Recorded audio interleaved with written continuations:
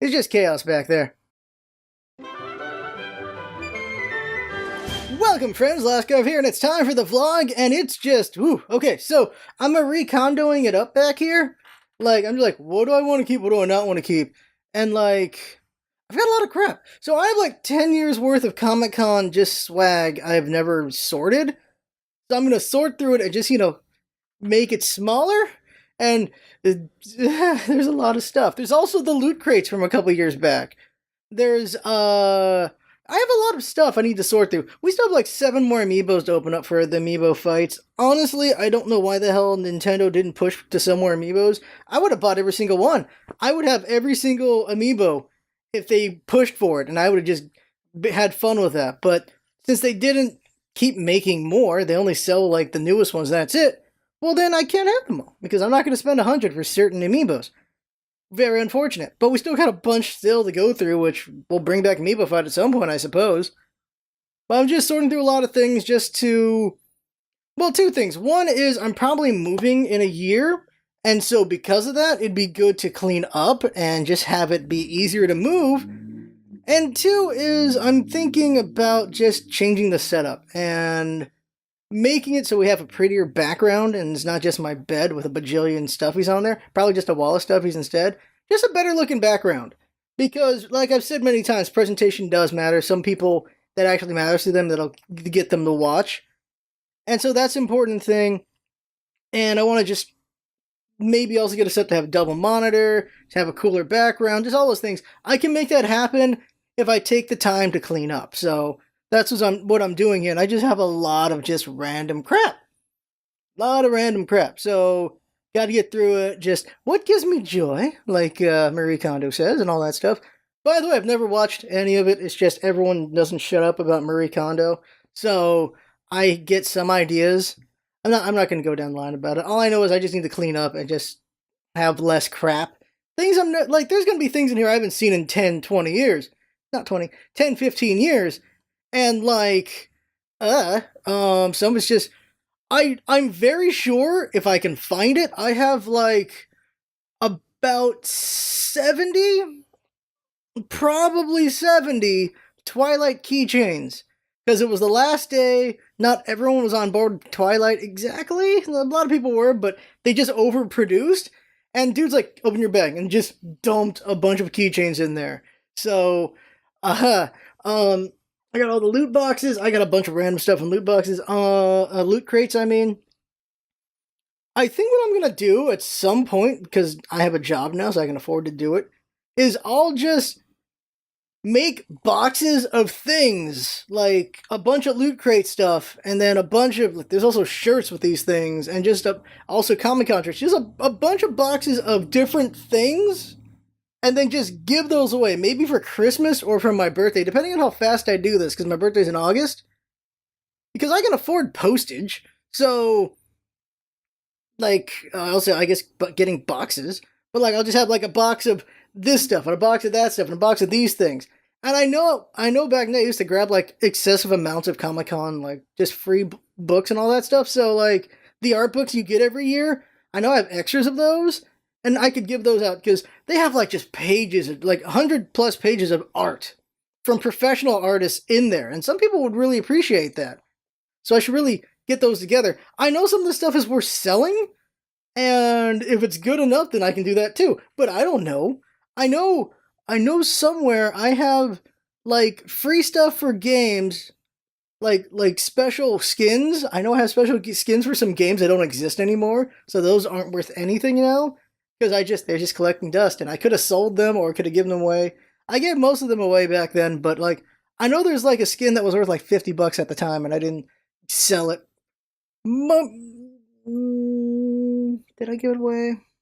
No, I didn't give it away. That was at $50 wasted, but it was a free thing anyway. But like, there's just random things that I have. Like, just think about just your life. You have a lot of just random accumulations unless you're really good at being a minimalist. I have like random meds for whatever reason still lying around. I should just toss those, consolidate and toss those as well. Just thinking about it, there's just a lot of crap you don't necessarily need and you could do away with. I'm keeping the plushies, obviously. I'm not getting rid of those. Those bring me joy. Those Those bring me a childlike glee, literally, because they are children's things. But there are things I can just get rid of and do without. And then the clothing. Oh my god, Goodyear's gonna get a bunch of clothing. Like, every Christmas I get clothes. For what, like, decades. Clothes. I got a lot of clothes I can give away. I also get, like, the Comic-Con shirts, which I wear. Some that I've bought, some I got for free, all these different things, giveaways and all that. There, I have those shirts. I'm not going to give those away. I'm keeping those, so I got to get rid of all these other things I don't care for. So, yeah, I just got a lot of random crap I got to give out. So, there's going to be giveaways at some point in the future, and there's going to be so much. There's so much. I've got sorting to do. It's going to be a while. Somewhere in this, you can't see it, but there's a pile to the right that you can't see. There are 40 beer bottles. Empty ones, but not used. And what does that mean is, because Scarf used to brew cider. And so, I've got like a whole bottling setup. So, if I make room, I could have room for that cider setup again, too. My cider's not bad. The cider process, so it takes like 8 to 10 days to make cider. To make stage 1 cider. Stage 1 cider is the alcohol part. It's kind of champagne-y, but it's bitter. If you want sweet cider, you need to extract the sweetness from apple juice, and you have to infuse it into your cider, which takes another 1 to 2 months. So having a setup for that and just set it and forget it, that'd be very nice. Or I could just, what I used to do, because I don't have the patience for it, I used to just mix apple juice with my cider, which is a silly thing, but it's a thing you can do. That's a thing I can do. I literally have maybe, look, we know, I have like 50 amiibos. We could have those on display behind me. Like, I have all these little Kirbys. Like, I have, like, the 10 Kirby set. I have all these little guys up here. I have things. I have a lot of things I could have on display behind me. And that'd be really cool to show off. So there's things I can do to make things better, and may as well get to it. Especially because, well, get to it. It's just better to be in less dirtiness, I suppose. What's more clutter? It's not really dirty, it's clutter, because I clean, I don't, what's the word here? I've seen some dirty-ass rooms, like, just wrappers, and all these things all over the place, and it's just, holy crap, and there's, like, you can tell there's, like, food on the ground kind of situation. For me, it's just dust and a crap ton of Comic-Con stuff I need to sort through. Like, I'm talking bags upon bags, so I need to sort through that. It's just a mountain of Comic-Con stuff I've never sorted. And so it looks like hoarder status, so I need to actually get through that. I've seen an actual hoarder house. It is nauseating. It is awful. It is not good times. And so I don't think I'm not a hoarder status. I'm at lazy status. So I need to work on that so I don't look like a hoarder. That's for sure. And there's just a lot of stuff I've gotten for free over the years that that I should not keep. And there's things that I should keep. Like, I have a screw set, and I'm never going to use that. Why do I have that? If you're a biology or chemistry student, in college, you had to buy, like, a molecule set. So it's like all these little shapes and bars and all these things. And I always did it on paper. I didn't need, a toy representation of it, but I have the set because you had to buy it anyway. And it's been here for 10 years. It's collecting dust. I may as well find a student who can use that. I have like 8 calculators lying around. You don't need calculators anymore. You get your phone unless you need to do more like integrals and stuff, which I do have one for it's that one right there. The TI 80 whatever. Funny story I told maybe a couple years back. This vlog's weird. A couple years back was I had the TI 89, or was it it's not the 83, I think it's 89. And this is before colleges made it illegal to have this calculator, because you could program this calculator. And you could use it to solve integrals, and to solve for x, and to solve exponential, and FOIL. You could do all that stuff on it. And the professor didn't realize that yet. And that's what got me through college math. It also got me through certain classes that needed some mathematics, and let use a calculator, because I have an entire biology book in that calculator. I took the time to type in an entire biology book into that calculator. If I ever need something biology, I can go in there and look at it. I took the time because I had I was busing to school and back. So that's like 2 hours of busing going there, 2 hours busing going back. It was a very long commute. So because of that, I had time to type it all in.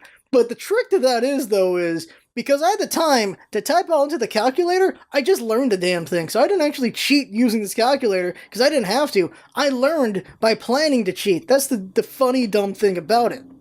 It's like, okay, I need to know all this stuff, and then I learned it all while putting it in. Hey, this is silly. It's funny. I did cheat in math, though, because F math. Oh, my God. UCSD, good and bad.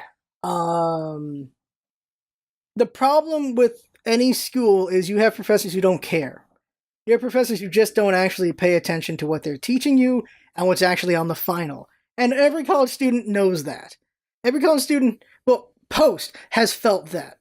Before you go in, you don't realize that. You don't realize that you need to know more than they're giving you because not every professor is paying attention to what the hell they're actually teaching, which is silly, but it is what it is. And so, if they're going to cheat you out of an education, you may as well just cheat right back. That's kind of a thing that happens. And I didn't do that until like the third and fourth year. The first 2 years I tried and I nearly got kicked out of college for just failing classes because I tried to do it the legit way. But everyone around me was cheating in so many different ways. I was like, well, I'm going to lose for trying to be honest and all this stuff. So it's time to get with the program a little bit. Well, that's only the ones that I needed to. I got A's in a bunch of biology classes. It was more the mathematics I just could not do. And so I was just getting burned on that. And a little bit on some of the chemistry I was getting burned on. And not physics. I did get on physics. There were certain chemistry classes where the professor never changed a damn thing. So all you had to do was memorize past tests and you were good. Like, I'm talking finals from other classes. Just memorize those and you were good. I tried to do it legit. I tried to just study for it, and the curve was 90% while I'm over at like 86. So everyone's just really good up there and I'm down here. It's like, well, that's just freaking great. That was not good.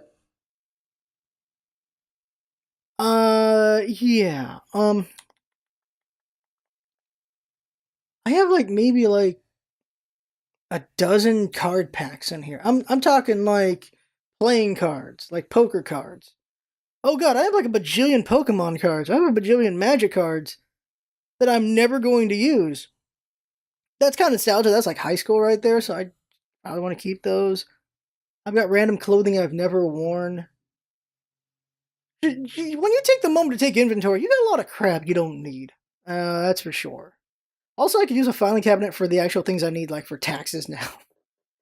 When you take inventory, depending on what point in your life is what it is. Like, let's say high school, inventory was, well, here's my consoles, here's my games, here's my clothes, and then what else is that I take inventory in? Oh, I guess a computer at this stage, and any whatever toys you may still have at that age. That's your inventory. You're not caring about finances yet. You don't have to worry about any of that. You get older, and then you hit college age, you got your inventory of freaking textbooks, and then you've got, well, finances there, just trying to stay alive in college and all that stuff. Probably a stack of ramen somewhere. And then when you become an adult, you got a whole lot more things to worry about. And you've got paperwork, you've got more paper. There's a lot of paperwork just for different things. Banking, the finance, retirement, not trying to get identity theft. Just all these things, just so much stuff on top of the other things you've taken inventory in life, and stuff like that. A lot of them crap I gotta throw away, and things I want to put together for giveaways, so we'll see about all that. We wanted to talk about the Sonic movie. Okay, so the Robotnik movie, actually. Jim Carrey looks like the best part of it. The Sonic design, it's off-putting for me. Some people are fine with it. It's off-putting for me. I don't have any plans to see the movie anyway, even if Sonic looked perfectly fine. I didn't have any plans to see it because I'm like, I don't have any faith. I really don't. But the Robotnik stuff makes me curious. It's only $5 for me to go see a movie. Other people's like $12, so I could go see it if I really want. Oh god, Detective Pikachu's next week. I'm gonna watch that. Just remember, Detective Pikachu's coming. So Endgame, Game of Thrones Episode 3 came out last week. That was really good. I liked it a lot. A lot of people are mixed on that. Endgame came out last week as well. Watched it on Friday. Really enjoyed it. may notice there wasn't a vlog last week, and the reason for that is coming up in a second. But Endgame was really good. Game of Thrones 3 was really good. I assume Game of Thrones 4 is gonna be fine because they got to set up for the next thing. But damn, Endgame, wow. I think a lot of it was really good. There are some problems with it, but the real problems with it is just what they decided to do, and probably talk about it in maybe a month or two, like when people most likely have seen it. I don't know. You don't want to spoil the movie. I don't want to spoil that or TV shows. It's surprising how people were so adamant about not spoiling Endgame, but people were fine with spoiling Game of Thrones Episode 3, which is weird to me because not everyone's going to be able to see Game of Thrones Sunday. They got things to do. They might not see it for like a week because life happens, as would happen with me, because Grave Shift happened last week. Grave sucks when you're not, like, I bitched about it before. It's 7 days straight of graves, and then you go right back into days right after that, and it's just not good for the body. And I was just a mess last week. I forgot the vlog was even a thing until like Sunday morning. I was just a mess. I was having a really hard time. I was getting an eye twitch. I was getting a real bad eye twitch, and it was just from just having really bad sleep situation. Now, those of you who do graves, don't you be making fun of me, because I know graves are not bad once you get used to it. The problem is a week. You just jump into it, and it's just, ugh. When I do it for like 6 weeks at the other plant, that's fine, because you get used to it after the first week. You're good. But since you're only doing it 1 week every 5 weeks, you're just putting your body in constant flux, and it's just not working out. Not a fan of it. I can't wait to get to the other position so that I do it for like, not really 8 weeks, 8 weeks. So when I do this other position, the place I want to be, which I'm trying to get there, and we'll be there soon, in like July-ish, June or July, I've said it many times, there's swing shift there's split shift, where it's 3 afternoons and 2 graves. And that is not the best, but it's only 2 days of graves, so you can get wrecked a little bit. That's fine for 1 month. After that, it's 7 graves, and then it's 3 more weeks of 5 days of graves. So after that 7, you get used to it, and then you're just good. You are just good for the rest of it. And that's why I'm fine with that, because you just know it, you're fine, and then you're going to be crap for the first week of mornings, and then you're back into that swing. That I am fine with, because that's only every 6 months do I deal with that situation. And that is fine, because you can adapt to a long period. Having to just constantly switch, not so much. Like the Deadliest Catch guys, they're awake for like maybe 2 days straight, but they're used to that at that point, because that is what the job is. They know what they're doing. They're in that situation. If you just jump into it from a regular time, you're going to get effed at first. That's why greenhorns get less, obviously, because they don't know what the hell they're doing as much. And they can't handle it as much, and eventually they can handle it. Eventually they get seasoned, they can do it, and that's what's going to happen here. Eventually I'll know what the hell I'm doing, but at the moment, F it. F this 5-week situation here. Even if I'm doing it for years, I'm going to hate it. I'm going to be miserable. I'm going to hate this job. Doing it every couple, like 6 months, not going to hate it as much. And there'll be on occasion overtimes where people just don't want to do it, so you can get overtime then. And doing it for 1 day is not as bad, because all that built-up rest you got, you can burn it on that day, but you're burning on a week, not so much. So Graveship sucks, and it wrecked me pretty good. Avengers Endgame one more time. I said I think it'll break 1 billion when we did the rewatches and then seeing Endgame. I did not realize Infinity War broke 2 billion. No, I said I figured Endgame would break 2 billion. Infinity War broke 2 billion. It was like it was 2.05. So they did break 2 billion. I didn't realize that. Endgame's going to definitely break 2 billion. The question is if it's going to beat Avatar. And here's the thing I didn't know, because I've actually never seen Avatar, because I should have seen it in 3D. I never had a chance to see it, so I missed it. So I'm like, I don't care then. Zoe Saldana is in Avatar. So she is going to be in the 2 highest grossing movies of all time. Wow. So good for her with that. This must really hurt for DC, by the way. Oh my god. The thing about it is this. Now, this is going to be the last thing to talk about, and that is popularity and opinions and all these things. Something that's important to me is it's okay to voice your opinions, just don't push it onto other people where they have to be your thing. when it comes to fandom. It comes to fandom. It becomes the things more important, like health, like we're talking like vaccines. I'm pushing that opinion on people all day, every day, because what the hell's wrong with you? We're getting a measles outbreak, that shouldn't be happening. But when it's pop culture, you don't need to push your opinions on anyone. You don't need to be DC and only DC. You don't need to be Marvel and only Marvel. Or Star Trek, no Star Wars. Star Wars, no Star Trek. You don't have to be anything. Or Stargate, nothing else. Oh my god. You don't have to be any of those things. You don't have to be those things to people. You might not like something, and that's fine. Other people enjoy it. Like, the Transformers movies. They some of them made a bajillion. Like, some of them made a billion, some of them didn't make a billion, but a lot of them did make a billion. That's a lot of money from the Transformers series. I think they're just awful. I think they're total crap. I've seen most of them, because I keep hoping, but no, they're crap. I stopped at the one with the sword, and then I didn't see Bumblebee, because I'm like, no. I'm done. Everything after that point, so like, 4 and on? I think I've not seen yet, like, or 5 and on. I saw the Mark Wahlberg one, and that was the last one I saw, was the Mark Wahlberg one. After that, I'm like, I'm freaking done. I'm good. I got Grimrock. I'm good. Grimlock. I got who I like. I'm good now. They're never going to be better. And they just made a ton of money. And people really like those movies. And for me, they're awful movies, but for anyone who likes those movies, good for you. I'm not going to tell you what you like sucks. I'm just going to say I didn't like it. That's it. There are people who will just tell them that their taste is awful because they like those movies. And I won't do that. Another one is The Big Bang Theory. The Big Bang Theory is effing awful. It is terrible. My family watches it all the time, and I sit there and I'm like, that wasn't funny. That wasn't funny. That wasn't funny. That wasn't funny.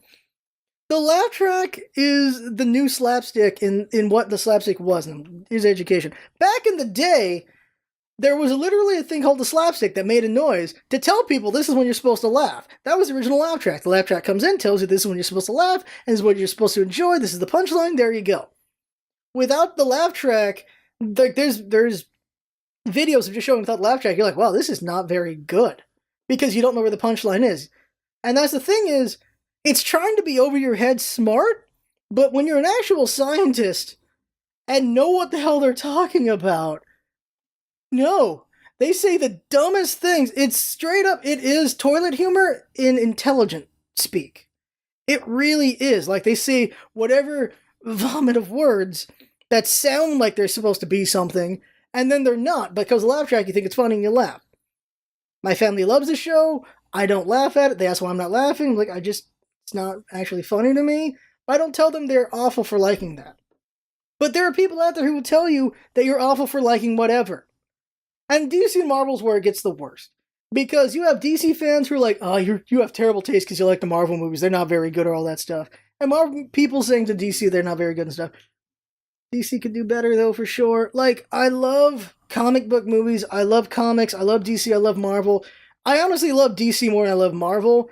But, dear God, Marvel's just been killing it with the freaking movies. For sure. DC has just been effing it up over and over and over again. I just, it's, Marvel's worst movie is as good as DC's best movie, and that's frustrating. It really is. And my more problem is just the DC people who are like, no, Marvel movies are crap, and all these things. And of course, I don't like when Marvel does the same thing to DC, like, oh, all your movies are crap, all your stuff is terrible, and all that stuff. There's, like, good stuff in there. Like, there's a potential for a better movie in every DC movie. There's a potential for something better in there. There's just too much crap around it. Like, you could trim the fat on a bunch of DC movies, and they would be so much better. You really could. Like, there was a good movie in Batman vs. Superman. There was a good movie in Man of Steel. There was a real good chance in a great movie in Captain Marvel. People like Captain Marvel. I mean, Shazam. People really like Shazam, but there was stuff that could be tightened up in that movie that could have made it much better. Same thing for Aquaman. I really liked Aquaman, but there's stuff that could have tightened it up and made it better. That's for sure. Marvel does have fluff here and there, but that fat is a lot thinner than it is on DC for trimming. That is for damn sure. Same thing for Star Wars and Star Trek. People poo-poo on each other. I like both. Star Trek is where you go for sci-fi. Star Wars is where you go for sci-fantasy.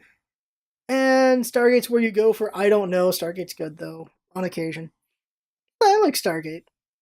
I actually, to my surprise, I liked Stargate Universe. Was that the newest one? The one with the ship? I liked that more than I thought I would. I hated it for the most part, but I liked it a lot more than I thought I would. The main character was the best character, though. Doctor, what's his name? He was the best. He was really good. I liked him a lot. I would like to see him somewhere in Marvel and DC, like, have some roles in both. It's interesting to think about the people who have had roles in both DC and Marvel. Like, Shazam was the sword Robin Hood sword guy that's under Thor. Like, he's that guy. He's just there to get killed. Well, here he's Shazam, and he plays Shazam really well. I liked him in Shazam a lot.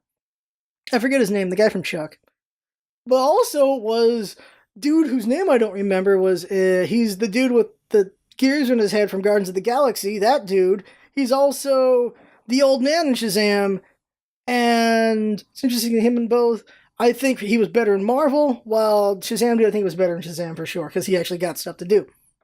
Let's see, anything else? Detective Pikachu's next week. I'm going to talk about that for sure after I watch it. This vlog's gone long enough. So I'm just a lot of cleanup here. A lot of cleanup. Oh yeah, plans. Okay, so Rage 2 and Total War 3 for sure this month. And then I'm going to try to get some indies going. I'm going to try to get some indies going this month. See how that goes. June. Things are going to happen in June. July is probably where we're going to see me the least. So we'll see how things go with that. Because July 4th is going to happen, and then Comic-Con is going to happen.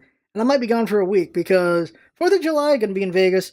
But for Comic-Con, that's 5 days of Comic-Con, and then I might be gone for a little bit more, because my family thinks they might want to go do Disneyland and stuff like that. So we might do that as well. The reason for that is, my sister's in a, what's one? LD... yeah, in LDR, and he's coming down, so they're going to want to do things, so, like Disneyland, things like that. So, yeah, with stuff like that happening, yeah, I'm going to probably be out for, like, a week plus, ish on things for July, so I got to work ahead on things. So if there's any big releases in July, I don't know how we're going to work out with that, but we will see. We shall see. I think that's everything. Any channel stuff I can talk about next week. There's nothing new right now. Layton, Smash, Sekiro. I think I'm near the end of Sekiro now. I really enjoy Sekiro. Sekiro's really fun. I like it a lot. I probably prefer Dark Souls over Sekiro, but what I like about Sekiro over Dark Souls is you could conceivably beat every boss if you're good enough without having to grind. That's for sure. Whereas Dark Souls...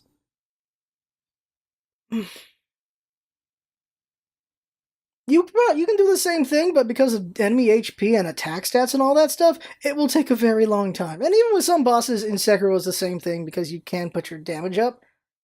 But because of counters and posture and all that stuff, you could conceivably defeat any boss without any upgrades. And I'm sure there's someone doing that right now, and good on them. That's pretty cool to see. But, yeah, Dark Souls is a game where you can grind to victory, while Sekiro is a game where you kind of just have to get good at the game to be able to pull off some of the stuff with it. So Dark Souls is better in that it's just more wide in things you can do, while Sekiro is good in that if you get skilled enough, you could just get through all that thing. And that's two different cool things you can do with these different games from the Souls, from Software. Yeah, that's everything. That's it for the vlog. I had fun talking. I've been watching and listening. New Kirby episodes coming out for the podcast. Check out Kirby's Adventure. I haven't seen that one yet, because damn, we put the work in that one. And I'm happy with the podcast. Really happy with the podcast. And we will bring back basically a podcast soon enough. Not yet, but it's coming back. It will. But that's everything. Thanks for coming by, everyone. See you next time.